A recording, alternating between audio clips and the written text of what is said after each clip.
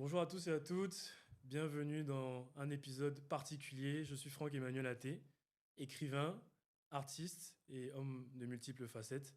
Et aujourd'hui, pour la sortie de mon nouveau livre Quand les étoiles pleurent, je suis avec un invité spécial, un invité de qualité, un invité qui a le même nom que moi.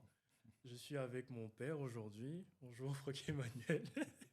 Bonjour papa, comment tu vas? Je vais bien. Bonjour, Franck Emmanuel Laté, père. Je vais bien. Quoi d'autre plus que père? Profession? Business developer spécialisé dans l'agro-industrie. Ok. Bah, enchanté. Du coup, merci de m'avoir fait ce plaisir, même je dirais cet honneur, C'est un plaisir. de pouvoir venir sur le plateau aujourd'hui.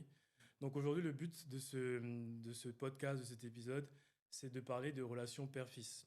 Parfait. Parce que dans mon nouveau livre, Quand les étoiles pleurent, qui est disponible sur Amazon, je parle d'amour, je parle de tristesse, je parle de désespoir, je parle d'espoir aussi, mais je parle aussi beaucoup des relations parents-enfants, dont notamment un peu de relation père-fils. Donc, mon but au travers du livre, c'est aussi de déconstruire un peu les tabous et les opinions un peu préconçues dans ces relations-là, et aussi principalement de mettre des mots sur des émotions. Parce que en discutant avec certains amis, je me suis rendu compte que on a souvent beaucoup de difficultés ou de ressentis envers nos parents qu'on n'ose pas toujours aborder. Et dans le livre, j'essaye d'être un peu tranchant sur ce sujet-là pour que certaines personnes puissent se sentir comprises, certaines personnes se sentir comprises, et aussi que ça puisse amener à un changement. Juste passer du constat au changement. Donc c'est pour ça que j'ai décidé aujourd'hui qu'on puisse faire un épisode pour parler à cœur ouvert. C'est un plaisir. Ok. Du coup, papa, première question. Est-ce que Ouais. tu peux nous raconter un peu comment a été ton enfance, mais spécifiquement ta relation avec ton papa, à toi?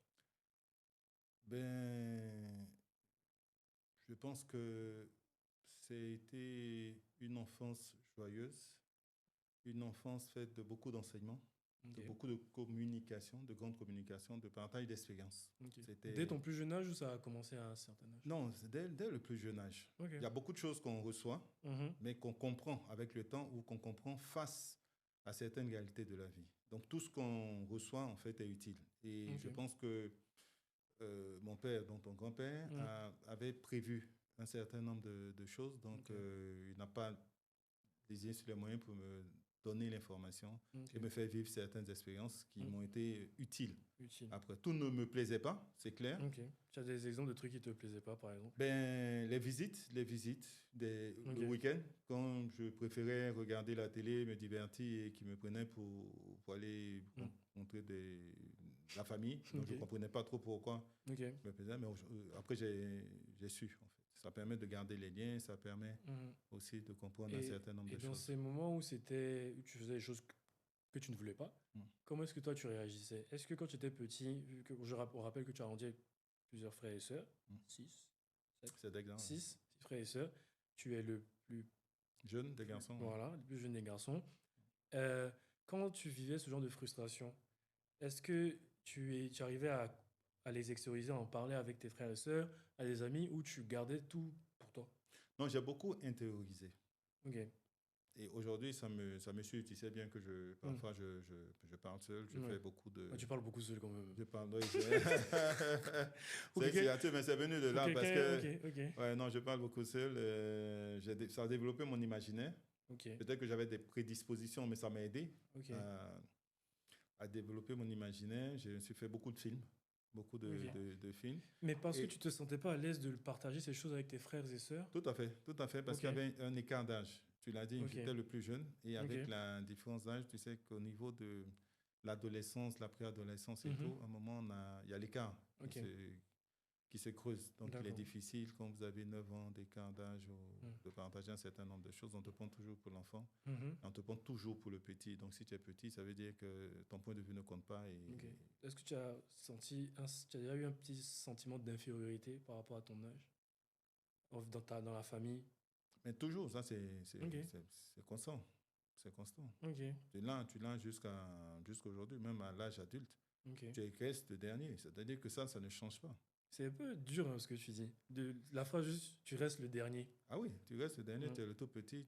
mm. Parce que dans la vie, au final, personne ne veut être dernier. Oui, mais tu ne peux pas bouger, en fait, Mm. puisque c'est au niveau de l'arbre généalogique, c'est au Mm, niveau de la mm, fratrie, c'est comme ça. Il y a Ok. l'aîné qui a son rôle. Mm. Et on est dans une société qui est assez rigide, quoi qu'on dise. Donc, l'aîné a son rôle, les Ok. gamins, les cadets, etc. Chacun a une place. Mm, Donc, c'est comme une équipe. Hein. C'est mm, comme une mm. équipe de football. Le gardien ne va pas. C'est pas le premier qu'on appelle pour tirer Pour les pénaltys. les pénaltys, par exemple. Ok. Donc, oui. Ok. Et est-ce que, du coup, quand tu vivais un peu cette infériorité-là, est-ce que avec tes amis, du coup, tu avais l'effet inverse? C'est-à-dire qu'en famille, tu étais, entre guillemets, le dernier, Mm, mais est-ce que quand tu arrivais, du coup, avec tes amis, que ce soit à mm, l'école ou autre, mm. tu disais, je vais être dernier encore là, et du coup, tu cherchais à t'imposer un peu dans le groupe? C'est. Là, tu fais tomber certains mythes. C'est clair qu'il faut trouver un espace. Ce sont les vases, D'expression. Ok. un espace d'expression. Ce sont les vases communicants quand Mm. ça ne va pas ici. Ok. Voilà. Donc, ça développe aussi le leadership d'une façon ou d'une autre. Ok. Donc, tu disais qu'au final, ça t'a été bénéfique. For sure. Ok. C'est marrant de se dire ça parce que, en vrai, donc, c'est un peu comme si à la maison, Mm. tu te sentais seul, Mm. mais donc, au final, tu trouvais plus de réconfort chez tes amis enfin, plus de, pas de réconfort, mais plus de, tu te sentais plus, je vais pas dire important, mais tu sentais que tu avais plus d'aura, plus de place quand tu étais avec tes amis plutôt que quand tu étais à la maison. C'est clair. C'est comme Ok. ça que ça fonctionne, en fait. Ok. C'est comme ça que ça fonctionne. Tu t'exprimes mieux, Mhm. tu fais un certain nombre de choses, Oui. et puis, comme on dit, ton leadership n'est pas dilué. Mm. Donc, tu t'exprimes beaucoup mieux Ok. et tu guides beaucoup plus à l'extérieur parce qu'à la maison, tu ne pourras pas. C'est pas toi qui vas être le guide. Ok. Et par rapport à ça, est-ce que tu penses que c'est quelque chose que ton papa voyait et dont il était conscient? Déjà, il ne voyait pas ce qui se passait à l'extérieur. Oui. Il me voyait évoluer qu'au niveau du cercle Mhm. familial. Ok. Après l'adolescence, donc, il me voyait évoluer avec les amis. Ok. Mais je pense qu'il avait bien compris que je me débrouillais très bien. Je Ok. n'étais pas le souffre-douleur, je n'étais pas le Ok. larbin, excuse-moi l'expression, Oui, hein, je oui, n'étais non, pas mais. le larbin Ok. des groupes d'amis, donc il était tranquille. Je n'ai pas reçu de plainte Ok. voilà, où je me faisais abuser, où j'étais triste dehors et je venais me retrouver le réconfort à la maison, bien au contraire. Donc, Ok. je me sentais en sécurité Ok. quand j'étais hors de la maison. Ok. Donc, est-ce que tu dirais du coup que ton père Mm. comprenait tes émotions? Parce que tu vois, tu me montres deux facettes. C'est vrai qu'au final, il avait juste un regard un peu extérieur sur ta vie hors dehors de la maison. Tu dis, bon, Mm. si tu donnais une apparence de ça allait. Mm. À la maison, tu étais un peu plus réservé, tu étais Mm. le dernier qu'on Mm. couvait parfois un peu. Mm. Mais tu me dis que là, tu as vécu un peu de solitude. Parce Mm. que malgré le nom, tu t'es senti seul quand même. Mm. Et du coup, toi, ta fenêtre d'évasion, c'était un peu ton leadership, être avec d'autres personnes à l'extérieur et tout. Est-ce que, du coup, c'était ton échappatoire, mais est-ce que tu penses que ton papa t'a accompagné dans ce processus-là? Et est-ce que toi, d'une certaine manière, tu lui en as un peu voulu de la façon dont les choses se sont passées? Non, je ne lui en ai pas voulu. Je ne Ok, lui en ai pas voulu et je pense qu'il avait compris. ok, Parce que l'histoire n'a pas démarré avec moi. ok, Il avait aussi son expérience, il avait aussi ses blessures. ok, Il était mature très tôt, il était responsable très jeune. ok, Donc, je pense qu'il avait compris. Parce qu'à partir d'un certain moment, on partageait certaines confidences et tout. ok. Et il nous avait clairement expliqué qu'il n'avait pas vécu une jeunesse, n'avait pas eu le temps de vivre la jeunesse comme nous, on Ok. a pu Il le t'en a faire. parlé à toi spécifiquement ou avec tes frères et sœurs? Avec un autre de mes frères. Ok. Mais est-ce que toi, tu as déjà eu des discussions un peu profondes comme ça avec ton papa? Oui. Enfin, avant d'être adulte, avant la trentaine, je veux dire. Oui, oui, il m'a Ok. responsabilisé très jeune. Ok. Parce qu'il il me parlait, je dirais, il m'a parlé, par exemple, des thèmes comme le mariage, je pense, quand j'avais 13 ans, 12 ans, 13 ans. Ah ouais. Ok. La responsabilité de chef de famille, Ok. Ok. voilà. La responsabilité de chef de famille, c'est quelque chose qui m'a marqué parce que je peux te dire exactement à quel moment ça s'est passé dans la voiture, à quel virage d'Abidjan. Ok. Donc, est-ce que à ce moment-là, tu t'es dit, ah, je suis plus un enfant? Est-ce qu'il y a un moment dans ta vie où Ouais. tu t'es dit, tu t'es assis, tu vivais dans ta vie un peu dans l'insouciance, et puis à un moment, tu t'es dit, ah, là, faudrait que je je suis pas adulte. Ben, je pense que il n'y a pas eu un choc. Il y a Ok, un ensemble d'événements ok, voilà, qu'on peut construire ce ressenti-là. d'accord. Mais Il n'y a pas eu un instant un où... instant Non? particulier, non. Ok, C'était une succession de faits, une ok. succession d'expériences. Mhm, Et puis, c'est après coup mhm, qu'on peut conclure que oui, parce que ok, j'ai pris l'engagement marital à une certaine époque. mhm, ok, Voilà. Aujourd'hui, notre écart d'âge montre clairement mhm, que j'avais compris qu'il fallait prendre un ok. certain nombre de décisions. C'est marrant parce que moi, je me fais la même réflexion. J'ai l'impression que... Tu sais, il y a un truc ingrat dans les conseils. Mhm.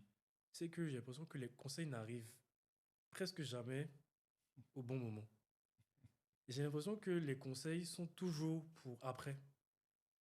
Sauf s'il y a des situations un peu banales, par exemple, tu dois te garer, je te conseille de te garer, X, machin, ça c'est un truc. Mhm. Mais des conseils de vie, Mhm. pour moi, les conseils de vie sont importants, mais ils n'arrivent jamais à l'instant, parfois au moment le plus important. Et du coup, quand il y a ce genre de momentum-là, ce sont des conseils que tu as reçus avant, à un moment donné, qui refont surface Ouais. pour pouvoir te donner un peu l'habilité de gérer la situation. Mais tu as tout dit. En fait, c'est de la construction. Mm, C'est de la construction. C'est un peu comme les engrais ou l'eau qu'on donne à une plante. mm, C'est après qu'on voit la beauté de la plante, qu'on réalise qu'elle avait été nourrie avant. Donc, en fait, on est préparé. mhm, Et ça fonctionne comme ça dans tous les domaines. Dans l'armée, mm, pendant les combats, il n'y a pas d'entraînement. On se effectivement. prépare avant Mm, pour le jour du combat parce que ça va arriver. Et en fait, le rôle mm, du mm, parent, si tu permets, c'est surtout ça. mm, Donner la matière pour demain. mm, Mais c'est clair que l'enfant, il n'est pas prêt. Il ne mm, comprend pas pour qu'on lui donne autant de matière. mm, mm, mm, Et une fois qu'il est confronté à la mm. situation, quand il est humble, il s'en sort toujours parce qu'il se souvient qu'on lui a donné quelque chose. Et c'est pour ça que les sentiments Mhm. peuvent changer. Ils changent toujours. Mon père avait raison, Mm. ma maman avait raison. Je pense qu'on arrive toujours à cette conclusion. For sure, toujours. Est-ce que dans cette partie, tu trouves que les parents ont parfois une part de responsabilité dans la façon dont ils donnent les conseils, dont ils éduquent un peu leurs enfants? Parce que des fois, enfin, on parlait un peu de société ivoirienne, on va dire, un peu riche, des termes un peu rigides. Parfois, les parents ont un carcan, une façon de fonctionner Mm. qui peuvent ne pas être, je considère, toujours adaptée aux besoins de l'enfant. Et là, on touche à un sujet qui est très, très, très sensible, c'est l'orgueil des parents. Parce que tout parent se dit qu'il fait forcément les choses bien. Pour moi, je trouve qu'un peu en Europe, bon, même si on critique un peu, pour vivre en France, j'ai l'impression que ce système-là est un peu déconstruit. Peut-être un peu trop. Peut-être un peu trop. Et le juste milieu est vraiment difficile à trouver. Ouais. Mais revenons ici. J'ai l'impression il y a un cheminement de pensée. Mm. Et tout parent qui s'écarte un peu de ce carcan-là est considéré un peu, entre guillemets, je veux dire, oui, ça c'est un parent blanc, un parent light, Mm. qui laisse son enfant faire ce qu'il veut ou Mm. autre. Tu vois un peu ce que je Je veux dire? comprends très bien. Et du coup, est-ce que tu ne trouves pas que le parent a une responsabilité dans la compréhension de son enfant pour lui donner les bons conseils, pour lui donner les bons éléments dont il a besoin pour la suite de la bonne façon? Mais c'est un euphémisme de le dire. Le parent est le responsable. Il a toute la responsabilité. Parce que Mm, l'enfant est en construction.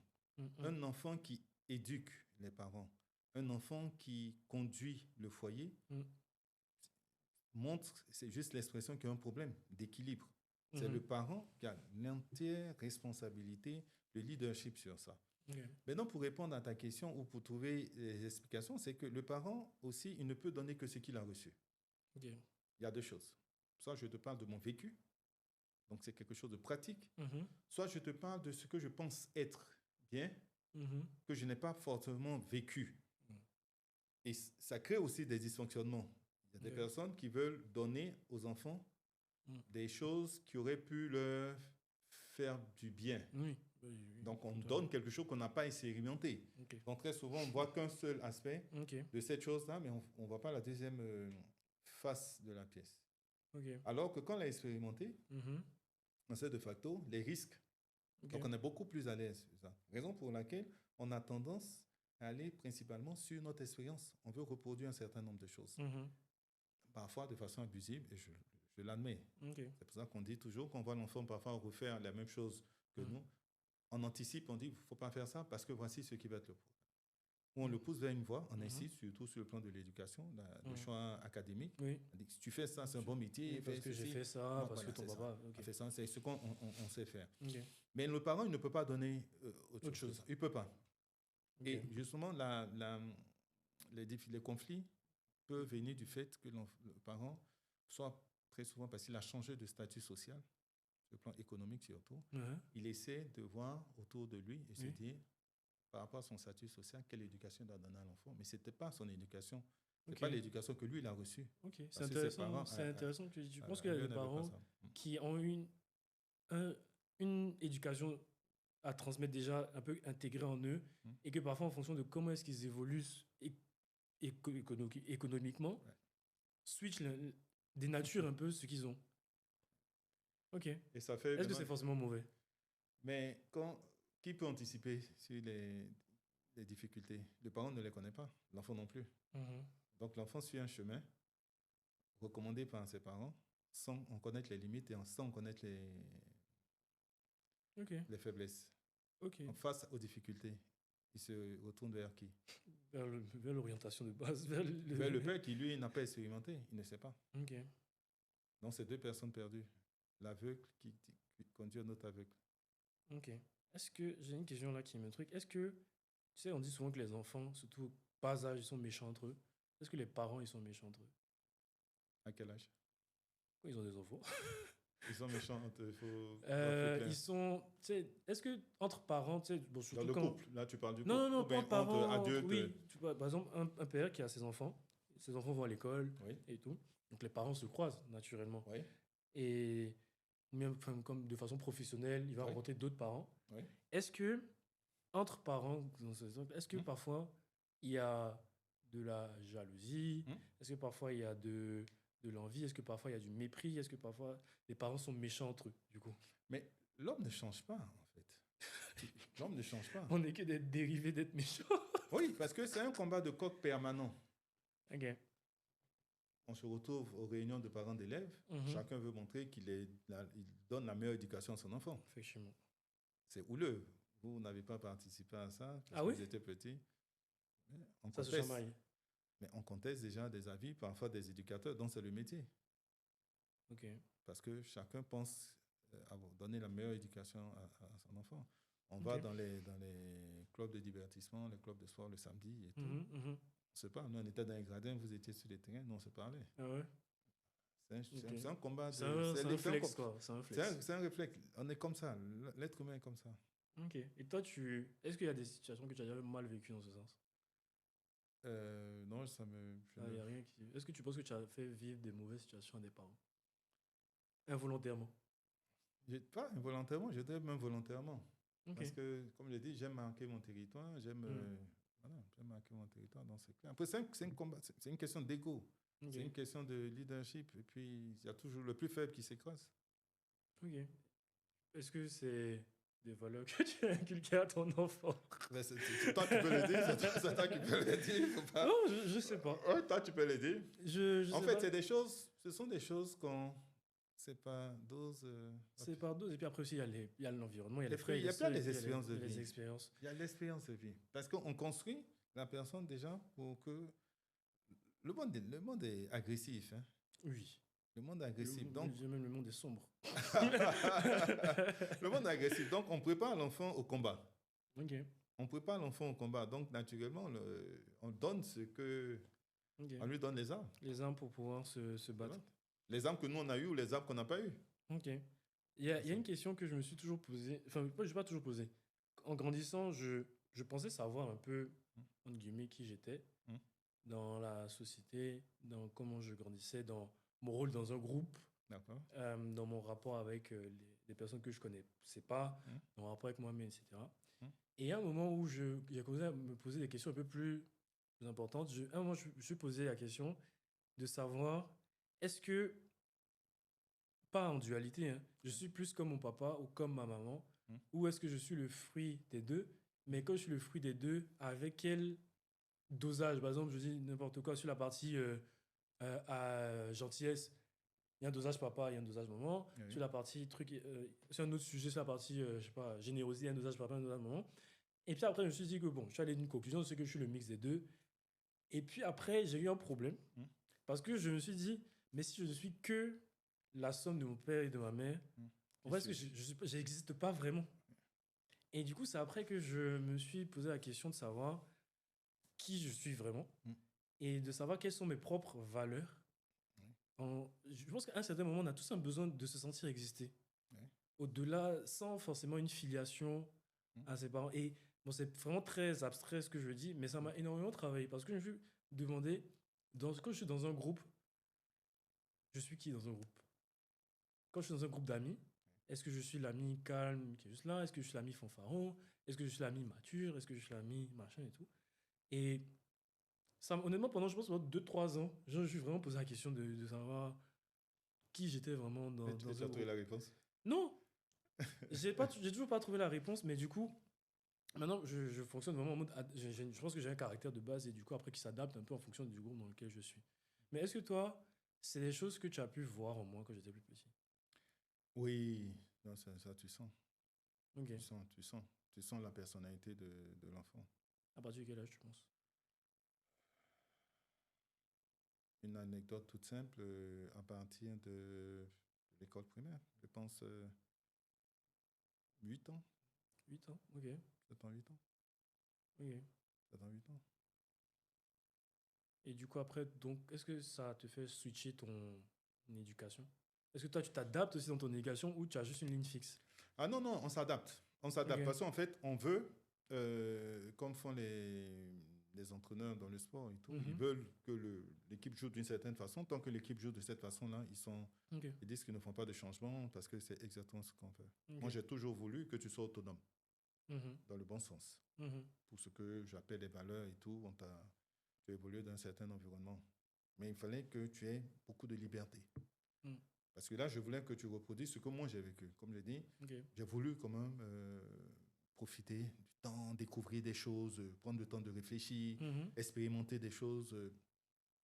Voilà. Il y a certaines valeurs. Et pour moi, je me dis que l'être humain a un grand nombre de capacités sous-exploitées. Donc, tant qu'on peut expérimenter des choses, il ne faut pas suivre, il faut suivre. Il faut être créatif. Et dès que tu m'as montré que tu avais ce côté créatif, ça m'a rassuré. Je me suis dit, moi, je ne peux que t'accompagner. Tu trouvais que j'avais une touche créative? La preuve, nous sommes là. C'est de ton initiative. Oui, mais bon. Parce qu'à la base, tu n'es pas... Pas du tout. On se comprend. Effectivement. Tu n'es pas écrivain, tu n'es pas... voilà, tu n'es pas écrivain. Et voilà, dès que j'ai vu que tu prenais plaisir à extérioriser qui tu es et tout, parce que c'est surtout ça. L'être humain n'a que des frustrations. Maintenant, il y a des gens qui évacuent leurs frustrations. Et puis, il y a d'autres qui ne les évacuent pas. Toi, tu as de quel type de... Ah bon, je pense que je prends plaisir à la vie. Quand tu es frustré, tu arrives à le véhiculer? Oui. C'est pour ça que je suis imaginatif. Je crée. J'ai lancé un certain nombre de produits et aujourd'hui, je pense que je fais le plus beau métier du monde, le métier du marketing. Et j'excelle, par la grâce de Dieu, parce que je le fais avec passion. Et souvent, c'est la façon pour moi d'extérioriser. Oui, parce que je n'aime pas vivre dans la frustration. Si je trouve qu'il y a des choses qui ne sont pas à leur place, je vais trouver la solution. Je vais inventer quelque chose. Je ne vais pas trop me plaindre. Je me plains et j'agis. Est-ce que si tu... Du coup, là, bon, là, on parle d'un cas un peu spécifique parce que moi, ce que j'ai apprécié en grandissant, c'est que ce soit maman ou toi, vous ne m'avez jamais forcé à faire un métier ou à faire quoi que ce soit. Faut pas que je sache. Peut-être que je ne sais pas. On a créé les conditions pour que tu le fasses quand même. C'est quel métier? Non, mais déjà le sport. Oui. Quand on fait les courses et que je vais te montrer un club de taekwondo et que tu as envie d'y aller et tout, par contre, après, ça fonctionnait. Oui, ça mais après, quand tu ne voulais plus, tu as dit, on n'a pas forcé. Moi, vraiment, que j'ai pu faire. Vraiment. Quand tu m'as dit, et c'est ça aussi la personnalité, pour répondre à ta question, à la question précédente, on teste. Parce qu'il ne faut pas me suivre, il faut me suivre. Tu comprends? Totalement. Moi, je te fais partager ce que j'ai vécu. Ta mère te fait partager ce qu'elle a vécu. Maintenant, c'est à toi de choisir. Mais ça, c'est pas dans toutes les familles. Oui, mais c'est que non, c'est bien choisi parce que nous sommes... on a notre caractère. Donc, on avait besoin de créer quelque chose. Tu vois? Donc, la contestation n'a jamais été un problème. Ok. C'était juste une affirmation. Il fallait t'affirmer, tu affirmes. On se dit, ouais, ça va, le petit, ça va, il a compris la leçon. Ok. Pour quelqu'un qui est un jeune ou un parent, dans une situation où sa vision et la vision de l'enfant sont différentes, comment est-ce que tu penses que le parent ou l'enfant doivent appréhender la situation? Chacun doit faire son autocritique. Il faut toujours mettre... C'est trop dur quand on est enfant de faire une autocritique. Si, on le fait toujours. Mais c'est parce qu'il faut parler. Parce que l'enfant, il y a deux choses. L'enfant peut aller contre la volonté des parents, pas pour frustrer les parents. Juste parce que... Non, parce que ce n'est pas le moment. Par exemple, comme on disait tout à l'heure, avant l'émission, il y a des nouveaux métiers. Il y a le métier du numérique, il y a l'intelligence artificielle. C'est nouveau. Donc, si le parent recommande un certain nombre de métiers, disons anciens, classiques, à son enfant et qui vient sur... Ce n'est pas pour frustrer les parents. Par contre, il y a des décisions qui sont prises pour créer le clash. Mais il y a des personnes... Ça peut venir des parents. Ça peut venir des parents ou ça peut venir de l'enfant. Voilà. Donc, pour dire que ne pas être aligné, ce n'est pas à la base... c'est pas un problème. C'est pas un problème, mais non, c'est la motivation. C'est ce qu'il y a à l'intérieur qui est problématique. Le fond du problème. Le fond du problème. Qui n'est au final, je pense, jamais traité. Il y a des gens qui ne veulent pas traiter, sinon ça peut se traiter. Le problème, c'est que chacun doit pouvoir se guérir. Et c'est ça. Mais ce que tu dis là, tout le monde n'a pas conscience. Je rends grâce à Dieu pour ça. Et du coup, il faut que nous aussi, on puisse faire un travail pour que les gens, en tout cas de notre cercle, puissent en prendre conscience. Mais un livre comme ça répond à ça. C'est surtout ça. Mais tu sais, moi, mon livre, je me suis posé la question. Quand je suis allé faire l'interview la dernière fois à la radio, là, en expliquant mon livre, je me suis dit, mon livre est vraiment... J'ai trouvé ça un peu trop profond. Non, tous ceux à qui j'ai partagé le livre, ne serait-ce que le résumé, que tu as fait la présentation, ont été touchés. C'est un best-seller. J'ai envie d'y croire, amen. Amen. C'est un best-seller parce que ça touche quelque chose de profond.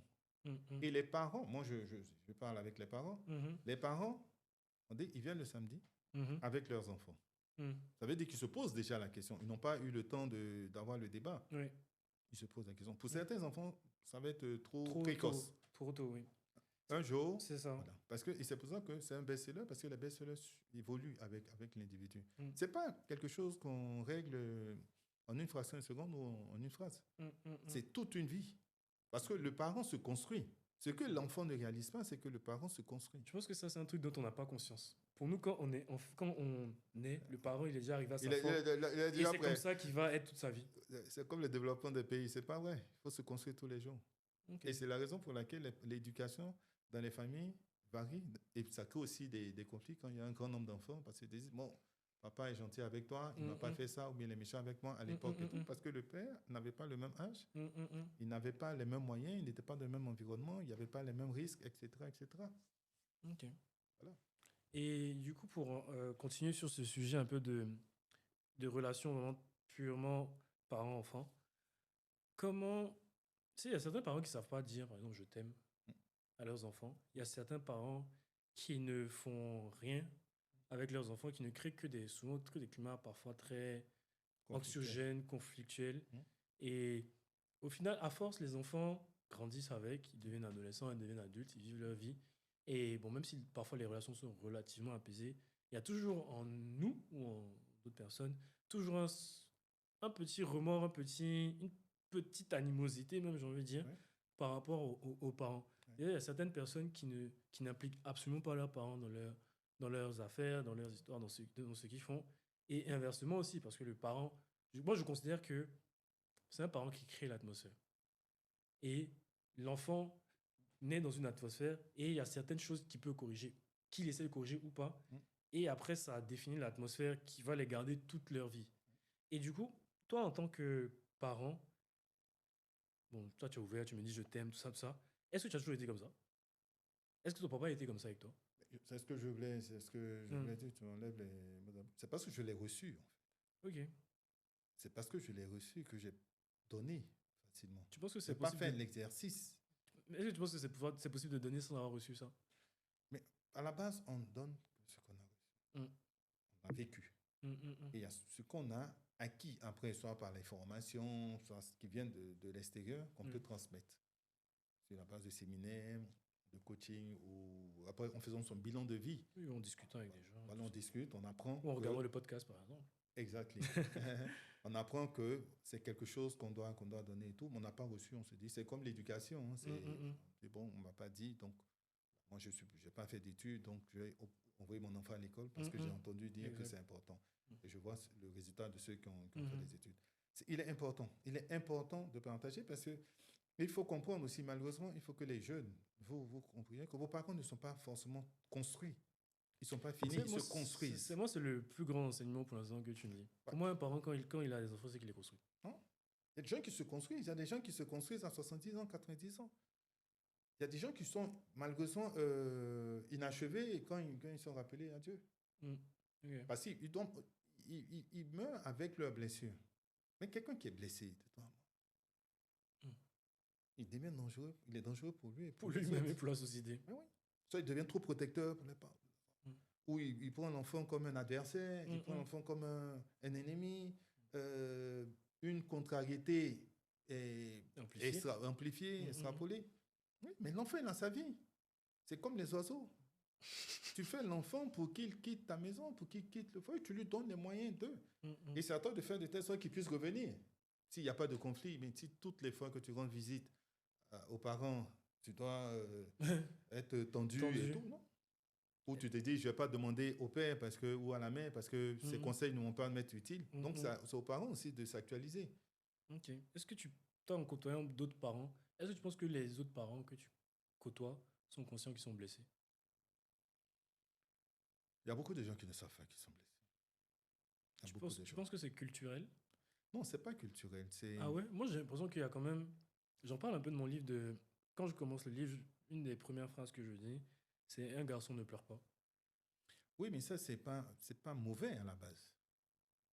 Tu penses? Tu as parlé des cas au niveau des cultures. Il ne faut pas pleurnicher et il ne faudrait pas que quelqu'un qui pleurniche devienne le centre d'intérêt. Okay. On pleure tous. La seule différence, c'est que est-ce que tes pleurs sont entendus, sont audibles ou pas? Effectivement.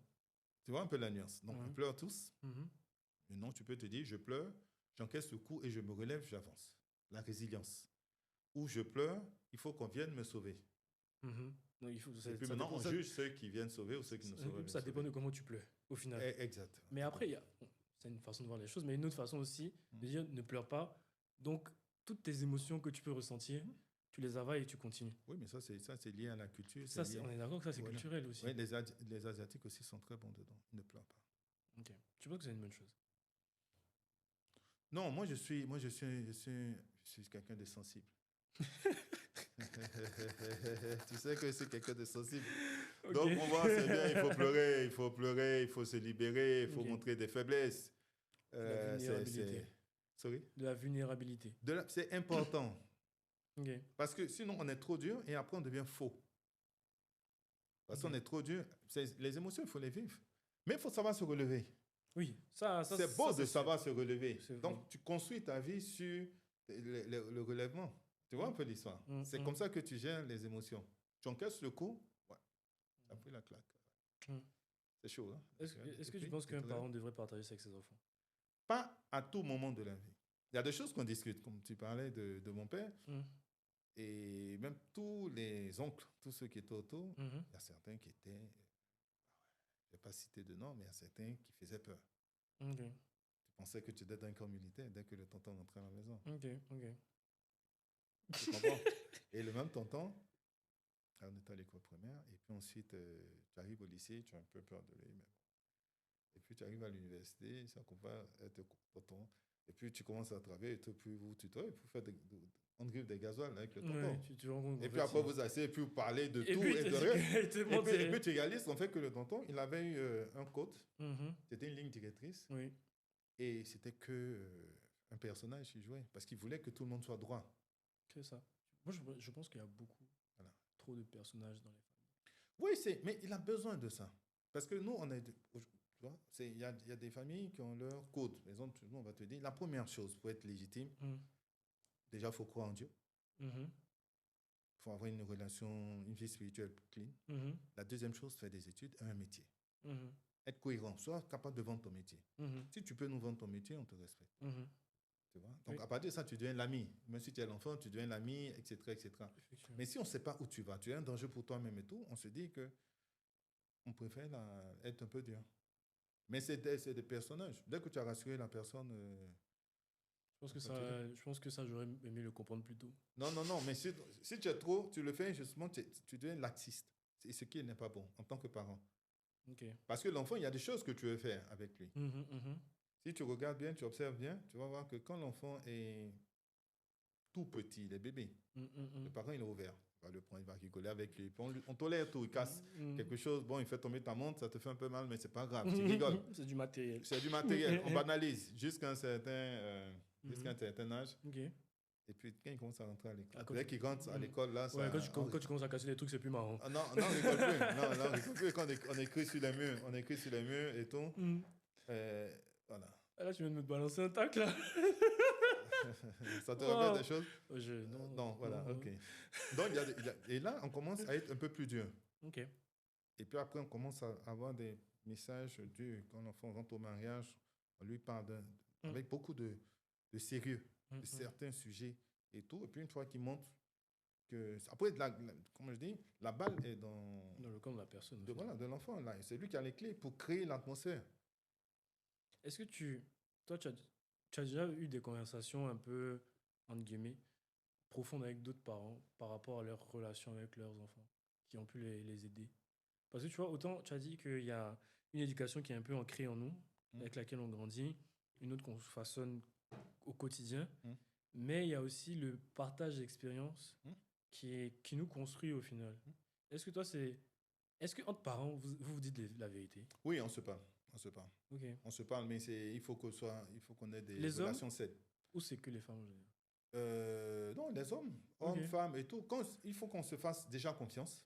Parce que, comme je dis, personne n'aime montrer ses faiblesses en public. Si vous êtes dans un cadre professionnel, déjà vous êtes en compétition pour le poste, etc., où il y a un lien hiérarchique, c'est un peu gênant ça crée déjà certains écarts et c'est un peu gênant de venir dire à ton subalterne que tu souffres à la maison dans tes relations avec tes enfants.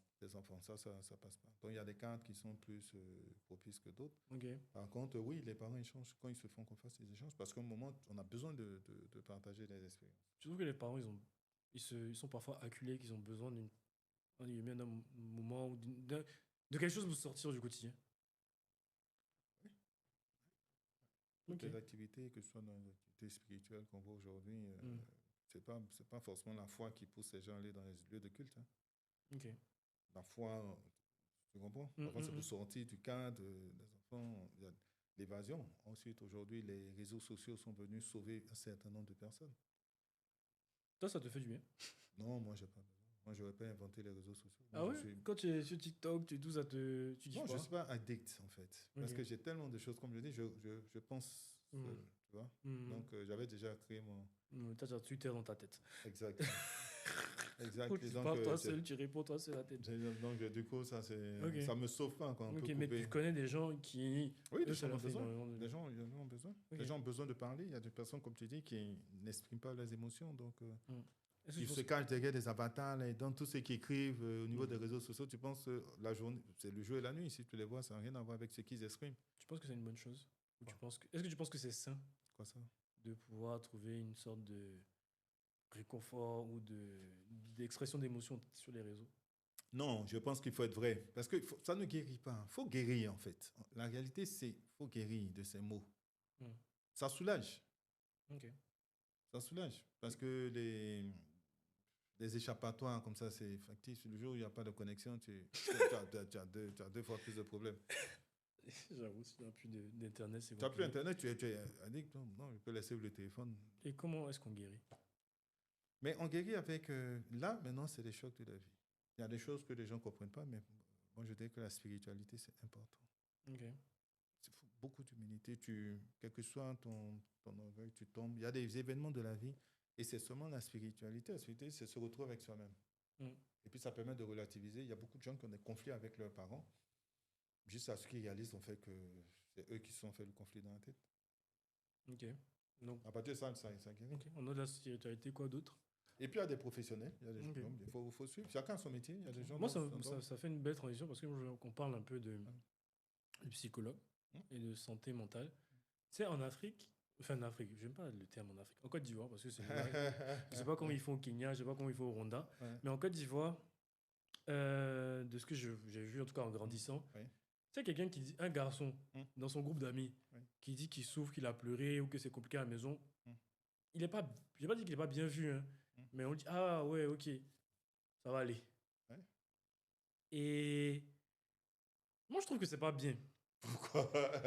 Parce que, tu sais, je pense que aujourd'hui, avec du recul, ce qu'on vit aujourd'hui, c'est un peu la somme de beaucoup de choses qu'on n'a pas traitées avant. C'est pour ça que tu parlais de guérir. Tu n'as pas forcément besoin d'attendre 50 ans pour guérir. Non, et tu n'as pas besoin de tout guérir aussi à l'instant T. Chaque année, tu peux guérir un peu. Un peu. L'idéal, c'est de guérir entièrement. Et du coup, on a parlé de libération de la parole, de s'exprimer et tout. Je pense qu'on n'est pas encore assez éveillés, nous, en tant que personnes, sur les émotions et les choses que certaines personnes autour de nous peuvent vivre. Et parfois, on n'a pas le bon feedback. Tu sais, le ça va aller, là. Vraiment, c'est vraiment une phrase. Ça encourage, ce n'est pas encourageant. Tu vas me dire que là, je suis blessé. Ah ouais, ça va aller. Ça ne change pas quelque chose à mon mal. Tu vois ce que je veux dire? Là, je parle de mal vraiment tangible. Physique. Mais émotionnellement parlant. On dit Yako. Mais tu sais que moi, pendant les obsèques de moi, l'une des phrases top 5 des phrases qui me fatiguaient le plus, c'est ça va aller, prends courage, ne t'en fais pas. Ça ne réconforte personne. On sait. Mais on n'a pas trouvé autre chose. Mais il faut qu'on y pense. Mais c'est l'occasion, c'est toi qui es l'écrivain. Hein. Oui, mais bon, c'est pour ça que j'écris c'est toi l'écrivain parce que non, ce que tu dis est profond parce que lorsque tu as perdu, tu sais, tu as parlé pendant les périodes comme ça de décès, il y a deux émotions. Celui qui est premièrement touché et puis il y a le second cercle, troisième cercle. Comme tu dis, ça ne soulage personne. Mais on n'a pas trouvé autre chose. Il faudrait qu'on y pense. Mais c'est ce que je dis. Donc, si quelqu'un nous regarde, nous écoute, on a peut-être l'occasion de creuser. Le Yako, il y a peut-être des études qui ont été faites sur le Yako, parce que le Yako, c'est un petit mot, un mot court, et qui peut être décliné en 50 tomes de plusieurs choses. Pour ceux qui ne comprennent pas, Yako, c'est un terme qu'on utilise en Côte d'Ivoire, peut-être dans d'autres pays, qui veut dire beaucoup de choses, mais qui veut dire courage en fait. Ça veut dire voilà. courage. Quand quelqu'un s'est blessé, par exemple, quelqu'un est malade, on peut lui dire Yako, courage. Pour les décès, on dit quand on a perdu quelque chose, on a perdu quelqu'un, c'est la compassion, c'est l'expression de la compassion. Exactement, c'est l'expression de la compassion qui est dans ce mot-là, Yako, qui est beaucoup utilisé, mais qui, en fait, pour moi, en vrai, je pense que le Yako, c'est plus un ensemble. Là, non, pardon. Moi, c'est plus un ensemble qu'un mot. Tu peux me dire Yako, mais tes actes traduisent plus le Yako même que ton Yako. Oui, c'est un état d'esprit. C'est, comme tu dis, c'est une porte ouverte. C'est une galerie. Et puis, dedans, il y a plusieurs choses qui viennent. Mais est-ce que pas que nous, on se limite souvent juste aux mots? Oui, mais après, comme je le dis, tu as comparé un peu avec l'Occident. Nous, on trouve qu'ils sont trop faibles. D'accord? Peut-être que nous, on est trop dur aussi. Mais à the end of the day, quel est le juste milieu? Le juste milieu. Parce il faut qu'on trouve une solution. Il faut être dans un environnement. Ouais. Il faut vivre avec son environnement. Parce que la vie est difficile. On peut pas, les émotions, c'est normal d'avoir des émotions. Ouais. On voit là à personne. Si le père est blessé et que la mère est blessée, et que le tuteur est blessé, mais l'enfant, il est blessé. Il est blessé, effectivement.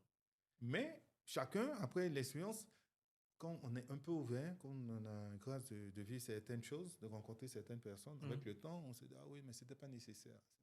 Tu as déjà fait cette réflexion, hein? Laquelle? C'était pas nécessaire par rapport à certaines... Oui, c'est pour ça que je dis pour un plaisir. C'est ce qu'on appelle la sagesse, en fait. Okay. Il y a des personnes qui ont loupé des étapes sociales importantes. Il y a des gens qui ne vont pas à l'école, qui n'ont pas terminé leurs études à cause de blessures. De conflits avec leurs parents. Il y a des gens qui ne se sont pas mariés, il y a des gens qui n'ont pas. Il y a des gens qui ne croient plus en Dieu pour un certain nombre de choses. Non, mais c'est rien du tout. Est-ce que tu as déjà pensé voir un psy? Oui. Est-ce que tu l'as déjà fait?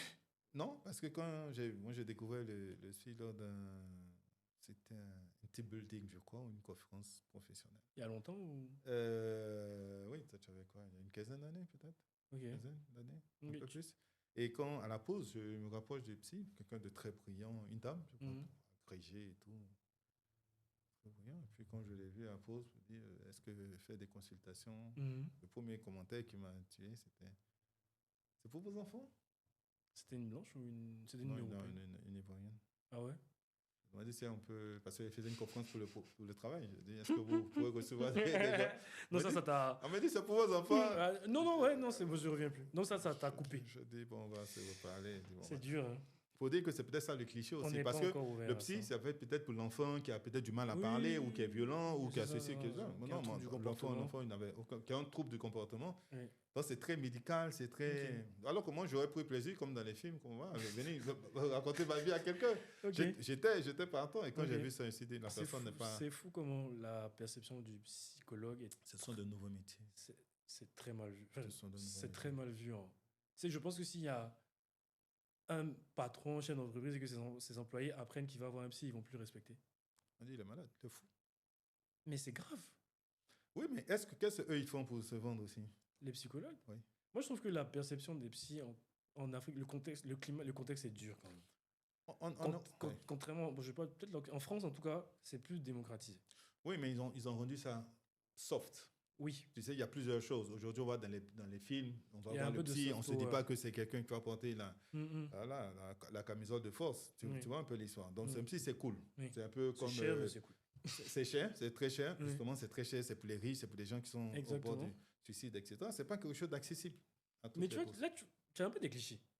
Oui, mais c'est la raison pour laquelle je Mm. dis qu'est-ce qui est vendu. Parce qu'en fait, on ne peut pas demander. Tu dis que la personne est blessée. Mhm. Si l'hôpital ne vient pas se présenter, comment le blessé peut-il créer les conditions? Lui, il ne sait pas qu'il est blessé. C'est le psy qui doit voir pour montrer que... Bon, tu comprends ce que je veux dire? Ok. Il faut être beaucoup plus dynamique. Il faut démystifier les choses. Il faut démystifier. Pourquoi est-ce qu'aller voir un psy va être plus cher qu'aller voir un dentiste? Je ne sais pas pourquoi.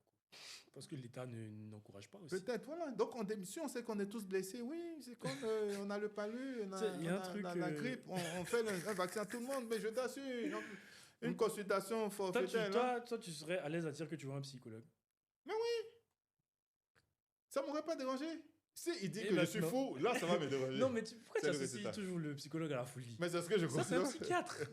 Enfin, peut-être que je ne dis pas exactement le bon terme. Mais il y a justement, on un ne sait psychiatre. pas quel est le bon Tu truc. vois, les gens, ça- Un psychanalyste et tout ça. On ne sait pas la différence entre les deux, je suis d'accord avec toi. Ouais. Les différents termes de Ouais, psy. c'est ça. C'est trop, machin. mais c'est un La mythe, c'est un photo, psychose. c'est un photo et tout. Ok, donc toi, tu penses qu'il faudrait démystifier et un peu qu'on nous explique mieux ce que c'est. De Il quoi faut on qu'on parle. nous explique pour qu'on sache si c'est vraiment la solution que nous recherchons. Mais le problème, c'est qu'aussi, il y a un côté un peu abstrait avec ce truc, avec cette science-là ou cette branche de la médecine qui, je pense aussi, joue sur les coups. C'est que quand tu as une carie, tu vois, chez le dentiste, ils ont déjà la carie. Hmm. Si tu vas chez un psy, je pense qu'il n'y a pas une assurance à 100% de guérison.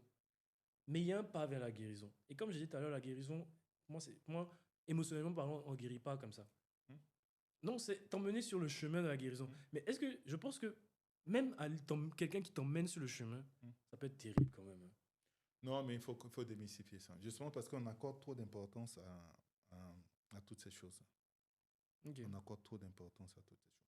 Tu sais, quand tu comprends l'histoire, c'est comme l'histoire des familles. Il y a un moment où on commence à réfléchir et puis on peut en vouloir des branches à telle branche de la famille parce qu'on a oui dit que ceci, cela, etc., etc. Et puis, plus on grandit, plus on devient aussi membre influent de cette famille-là. Et plus on découvre un certain nombre, et puis on relativise. On relativise. Okay. On relativise. C'est comme les histoires politiques, c'est comme tout, c'est comme les études, on relativise. Plus tu sais, et moins tu peux en vouloir. Ok. J'aime beaucoup c'est que tu veux répéter la fin? Plus tu sais, et moins tu peux, je pense. Et moins tu peux en vouloir aux gens. Plus Okay. tu sais, mets-toi dans les souliers des hommes. Il n'y a aucun problème en fait. Okay. Il n'y a aucun problème. Toi, tu prends la zen attitude. Ok. Toi, tu as le fruit de la zen attitude, tu paniques, mais il n'y a rien. Bon, c'est vrai que moi aussi, je suis comme ça aussi. Ouais. Non, il n'y a rien, non, il n'y a rien. C'est l'information qui n'est pas passée. Puis il faut savoir aussi qu'on se construit. On se construit. En tout cas, moi, franchement, l'émission d'aujourd'hui, le truc que je retiens, c'est que les adultes se construisent. Ils jouent des personnages, mais c'est des gens en construction. Mais les adultes, peut-être que les adultes se construisent plus facilement. Les parents, les parents se construisent grâce aux enfants. Ils ne vont pas aller chercher le ciment Je ou pense la qu'il y a pièce qui certains manque. parents qui refusent de se faire construire par les enfants. Non, mais avec le temps, parfois c'est de l'orgueil, mais avec le temps. Il y a l'enfant petit, il y a l'enfant adolescent, il y a l'enfant jeune et puis il y a l'enfant adulte. Oui. Tu vois? Si on n'a pas accepté à 30 ans, 40 ans et tout, parfois, au soir de sa vie, on réalise. Ah oui. On te le dit, même si c'est même si c'est le dernier mot. Avant de partir, c'est ah ouais, je suis fier de vous. Ah, mais finalement, tu as bien géré ton affaire. J'étais dur avec toi, désolé, mais bon, on le dit toujours, on le voit. On le dit à sa façon aussi. Parce que... Oui, on le dit à sa façon. Parce qu'après, c'est une question de langage, de culture. Voilà, comme tu dis, dans certaines cultures, on ne va pas appeler tous les enfants pour dire je vous aime, je vous aime, je vous aime. Il y a des gens qui vont faire, vont matérialiser ça par des gestes, par de l'argent, par des... Moi, je t'ai donné mon nom, tu es mon homonyme. C'est peut-être une preuve aussi. Oui, peut-être. J'ai jamais pris ça comme une preuve d'amour. J'ai pas pris ça comme ça. Je sais pas d'analyse à ça. Ouais, c'est ça. C'est-à-dire que c'est dans le subconscient. Tu vois ce que je dis? Oui, Tu étais déjà bébé, tu n'avais pas... C'est pas voilà. Tu sais, il y a une notion que j'ai appris récemment. Quand on parle de mariage et tout, on parle souvent des langages d'amour. Et une notion que j'ai appris récemment, c'est les langages du pardon. C'est-à-dire que quand je t'ai fait du mal, comment est-ce que tu veux que je te demande pardon? Parce que des fois, si j'ai fait un truc que tu n'as pas apprécié, moi, naturellement, je peux te demander, je t'ai demandé pardon et tout, et puis toi, tu vas vouloir pardonner. Mais moi, je t'ai demandé pardon comme j'aurais voulu recevoir ça, ou comme je sais demander pardon. Mais peut-être que toi, tu n'as même pas besoin de mes mots. Peut-être que tu as besoin que je t'achète quelque chose. Peut-être que tu as besoin que je truc. Et ça, je trouve que au-delà du langage d'amour, je trouve que ça, c'est très important. C'est bien, c'est primordial, mais c'est l'écoute en réalité. Parce que comme tu dis, tu ne vis pas que pour toi. Les conflits viennent de ça. De l'égoïsme. Et c'est lié, tout ce qu'on a dit aujourd'hui est lié. Parce que le père, la mère, l'enfant, chacun des membres de la famille, il pose un acte par rapport à lui-même, à ses codes de valeur. Et ce n'est pas forcément perçu, parce que l'autre perçoit par rapport à ses codes également, ce système de valeurs. On a des systèmes de valeurs qui sont parfois opposés. Donc, il faut prendre le temps, beaucoup d'humilité. C'est pour ça qu'on parle d'écoute. L'écoute, ce n'est pas seulement... C'est pas entendre, c'est pas entendre. C'est une écoute active. Et c'est comme ça qu'on dit, oui, c'est quand je vais l'appeler... Qui va se sentir... Voilà. Ou c'est quand je vais lui donner quelque chose, ou c'est quand je vais faire ça. Et après, la manipulation vient de là, parce que tu sais ce que les gens aiment. Tu sais activer les bons leviers. Les enfants, les parents, quand ils connaissent les enfants tout petits, celui-là, bon, tu le prends, tu le fais sortir, tu le mets dans la voiture, il est content. L'autre, tu lui donnes un bonbon, il est content. L'autre, tu lui donnes ceci, cela. Faut prendre des côtés. Papa, un mot de fin. Qu'est-ce que tu... Je ne peux que te dire merci. Je pense qu'on a exploré, moi, c'est mon esprit marketeur, on a exploré 3 ou 4 thèmes. Donc, tu as les prochains. Les prochains livres. Oui, le Yako, il faut faire un livre sur le Yako. Déjà, je te dis merci, je te félicite pour est-ce que tu vis ta vie. Tu vis ta vie, je pense que tes parents sont fiers de toi. Les adultes sont fiers de toi. Tu as un bon retour des tontons, des tantis, des adultes et tout, parce que tu vis ta vie. C'est surtout ça, on a besoin de cette énergie. On a besoin de cette énergie. Le livre, il est profond, donc c'est pas quelque chose qui se lit, ça va toucher. Il y a des gens qui vont pleurer aussi. J'espère. Ils vont pleurer, voilà, les étoiles qui pleurent, ceux qui vont, les lecteurs sont des étoiles. Ils pleurent, mais ce qui est important dedans, c'est qu'après, on se relève. C'est ça. C'est vraiment un livre pour la résilience et c'est très bien. Continue comme ça à te poser des questions, continue d'avoir tes peines, continue d'avoir tes joies. Continue de causer. Tu n'auras pas toutes les réponses, ça je te garantis. Tu n'auras pas toutes les réponses dans ce monde, mais au moins tu auras fait un pas. Et si ça t'aide, tu témoignes. Ok. Écoute, merci à toi. Merci à toi d'avoir accepté l'invitation. Tu aurais pu Merci. refuser, mais bon, vu qu'on a une relation relativement saine. C'est peut-être pas le bon exemple. Il fallait prendre des gens qui sont vraiment en conflit. Ouais, bon. Qui sont vraiment en conflit. On essaie de montrer le bon exemple et de casser aussi. On se dira que c'est une mise en scène. Non, mais toi, tu as menti. C'est chill et c'est tranquille. Donc, voilà, toi, tu as menti. Donc voilà, merci à tous. Merci à vous de nous avoir suivis. C'était un épisode, peut-être qu'on en fera d'autres ou pas, pour la promotion du nouveau livre Quand les étoiles pleurent, disponible sur Amazon. Vous pouvez le commander partout, que ce soit en France, au Canada, aux US et en Côte d'Ivoire. N'hésitez pas à me faire vos retours aussi lorsque vous allez lire ce livre. J'espère que cet épisode de podcast va vous aider à cogiter, à réfléchir à vous-même, à vos relations avec vos parents. Et comme mon cher père Franck Emmanuel AT1 du nom le disait, apprenons à être tolérants, apprenons à réfléchir et surtout apprenons à nous exprimer, peu importe les moyens. Moi, c'est l'écriture. Pour d'autres, ça peut être le sport. Pour d'autres, ça peut être d'autres activités, peu importe les moyens, mais c'est important Faut se libérer. de se libérer. C'est Faut se important libérer, faut se vider. faut se vider. On ne peut pas tout garder en nous-mêmes et être totalement épanoui dans la société. Donc, Et puis on va communiquer aussi les points de vente en Côte d'Ivoire, physiques. euh, Pour les gens de ma génération qui ne sont pas forcément bah, sur en Côte le d'Ivoire, design. si vous voulez acheter le livre, bon, vous voyez le monsieur à côté.